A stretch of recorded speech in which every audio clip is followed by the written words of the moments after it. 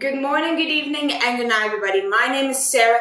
We have a very different video for you guys today. Now, I'm a booktuber. I talk about books on my channel. If you can tell by the title and probably the thumbnail, this is not a book-related video. No, instead, this is a arts and crafts kind of related video. Now, a couple weeks ago, I posted a video called Changes to My Channel. This basically just was discussing things I was like, before I wasn't quite happy with, so now I want to do something about that. And one of those things I was talking about was I want to do more arts and crafts related things. And so I figured what better way than to do that than to show you guys how I make my art. Now, for any of you guys who follow my art Instagram, you know I'm not a traditional artist. I don't really use traditional mediums. In fact, it's very an untraditional medium. I don't really know anyone else who does exactly like I do, and even people who have contacted me saying, oh wow, you've inspired me, I'm like, what you're doing and what I'm doing are very different things. I like what you're doing more, but I'm going to stick to my stuff. So I want to see if what I do is really that weird, and to figure that out, I kind of have to show you how I do it. Now, don't think of this as a normal type of video. Really, I don't plan on doing many of these unless I get a lot more requests to do that. But I really want to stick to more of bookish things, so maybe in the future I might do some fan art for some books. I might incorporate designs from the Magnus Chase characters, because I really love those characters. But really, this is just to test the waters, and by doing so, well, tell by what I'm wearing, it's gonna be a Thomas Sanders video. So, with that all being said, let's dive on in. So here we have the basic sketches provided by this person on Twitter. Here's their account. Yay, okay, let's get into this. So first of all, you have to make the sketch your own. I like using reference pictures just for the fact that I don't have to worry so much about anatomy and more about aesthetics. Right here you can see that I am just making this piece more of my style. I'm adding some clothing. You know, Thomas, this is inspired by his recent Villains video, and so I wanted to dress him up in that outfit. We just kind of go through it all. I darken some lines here and there. I just make sure I can see what I'm cutting. Here you can see I don't like how the foot is shaped. That's going to come up a bit later. But yeah, just darkening the lines, making the picture your own. Just do what you have to do to fix it. And you see, I drew a line at the bottom there. That is so I know where I cut off the picture, so I don't have to draw that bottom foot. I don't have to cut out of paper or anything. I just, skip it. Now, yes, this is going to be entirely made out of paper. I don't think I mentioned that before, but if you saw the thumbnail, I don't draw this, I cut it out. So right now I'm picking out all the colors that I'm going to use, and I label it, and then I can't figure out what I'm going to make his shirt, because I know the shirt in the end credit, you can see it's kind of a maroon color, but in the video it's almost black. So right now I'm going through my thing, I'm getting my cutting board, and I'm getting my colors. Now I have a lot of colors, and you can see that, yeah, even though I need black, that's not going to be enough, so I have to go get a new sheet of black. I don't like doing that. I try using as much of the same color as I can. Now once I have all the colors picked out, I just go through and I get all the stuff that I have to. That's my knife over there. And I have to also pick out a background color because I need to glue stuff onto a piece of paper. Now that's the color I picked for his shirt. I know it's not even close, but it's what I got. I don't have many colors, that's just what I'm doing. And now I'm picking out the background color, and it's going to be that nice maroon red. You see I use it twice, once for the back of his chair and once for the background color. As long as they're not touching, I don't mind using the same color twice. And now I'm just going to go get set up. I have to figure out what I am first going to cut out.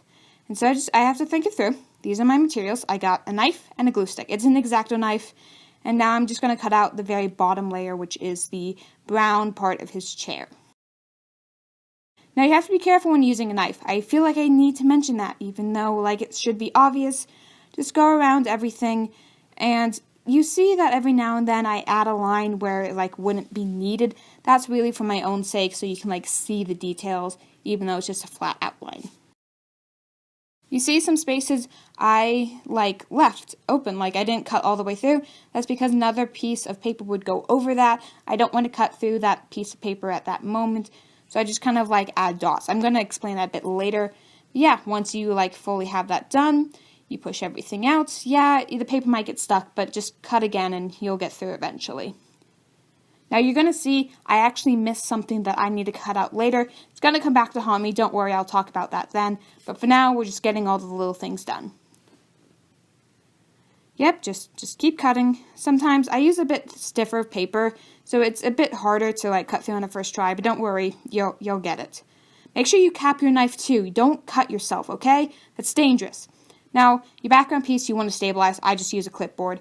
You can't always glue the piece directly to the paper. You need to line them up. So that's why I'm saying like glue where like it's not going to show. Then you like slather the back on. So that way it's stuck to the paper when you fold it over. You can place it down perfectly. Glue is like pressure activated, so be careful where you press down. It might get some paper stuck. The knife will leave indents on the paper. Don't try that. Just pull your finger or like cover it later or fix it in post. Okay, now we move on to the next piece. We have the red background of the chair. You just, do the same process. Lay it out so you don't like get any holes in your paper. And you just cut. And you just make sure when you do the details, you don't like miss anything. Just go around, like I know even if his head like covers the edge, make the edge anyways because eventually papers will shuffle and move. It won't be exactly how you draw it. Yep, just go through the process, just cut it out, make sure you don't screw up anywhere. Be careful when you do that sliding thing. That's dangerous. Don't do that towards you. Don't do what I do. Now, you want to make sure everything's lined up again. So you just got to match all your corners and everything. And you continue down and you see where I messed up. I forgot to like cut the holes out of the arms. Like where the thing goes. Yeah, right there. Oh well. Yeah. It's gonna like affect the paper slightly. You can kind of see where the glue warped it. But again, we can fix that in post. Just some minor editing. I do scan all of my works. I don't take pictures of them, so it makes editing easier. I'll talk about that later. So I went through the process of making sure that the piece lined up, and now I'm going to glue it down again. Again, we're going to do that thing where it's like if it's going to be covered, you can glue there to make it stick. So you can just fold it over, and look, hey, you got it. Like, you kind of got it. I do screw up a bit here and there, but let's be real. So, like, once everything is there, like, you can see I still got a bit of paper on, but don't worry. Like, everything's fine. It'll be covered. Just worry about that later. Cap your knife, you people. Like, trust me. So, the leg. Now, the leg. The leg is really complicated because it's actually two pieces of paper, like, stacked on top of each other. So, I'm going to stop and not do the top part of the leg, the part that crosses over. Just don't do that. Just do the part that goes under. The top part of the leg goes over the shirt and the jacket, so we'll just add that after the shirt and the jacket go on, because again, this stuff gets stacked on top of each other. You can see that. So yeah, just cut and you go through, and again, it's not always going to be a perfect cut the first time, so you just gotta do what you gotta do, you know? I made his butt a bit big, but it is Thomas, so I mean, that's real. He had a nice butt.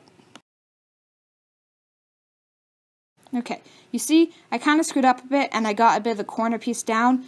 That is something I can fix when I glue it down. That is something I can fix right away, or that is something I can fix in post. I kind of do all the things. Now, when you're gluing, glue gets everywhere, so I use a post-it note, but that's like if I'm using like stuff that's going to go over the edge. I try to figure out ways I can like put it down on the paper without having to like stick it to the paper. Eventually, I just kind of like guessed. It was, I had to adjust it a bit. But I like how it turned out. But it did affect me a bit later. Don't worry, I'll talk about that in a bit. Just hang with me, okay? Okay, so now we're on to, like, the shirt, the weird color.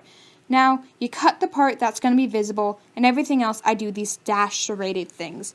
Like, that way, I know what's going to be covered and what isn't. So once you got that all, like, cut out and stuff, it was a bit messy on the edges. You won't be able to see it. So, just you do the same thing. You put it down on the sides. I had to go around the serrated marks this time because this part you would see. And yeah. Just put that down there. Make sure it's all like nice and neat. I did get a bit of paper where it's not supposed to be, but that's fine. Again, we can fix that in post.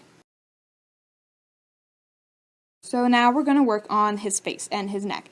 If you guys see my art, I don't like really doing necks. They're weird. They don't always look right in my art because I don't do shadows. I don't really do line work. It just is. So yeah, you can see I do the dots because you gotta make space for mistakes. And then you poke that out and boom. You make sure you add glue. I forgot glue for a bit. Don't worry. I got it. So I actually like poked the side out just a bit so you can see I'm going to slide this in and not glue it over like I do with the other pieces. I had to make sure that was all nice and even. Now the head did get slightly more tilted than it was in the sketch, but that's fine. It's fine. I can adjust for it. Like a lot of this stuff is adaptation, like adjust as you go. Like his arm, I did not like his arm in the original sketch. I didn't really know how to fix it though, so I just kind of went with it.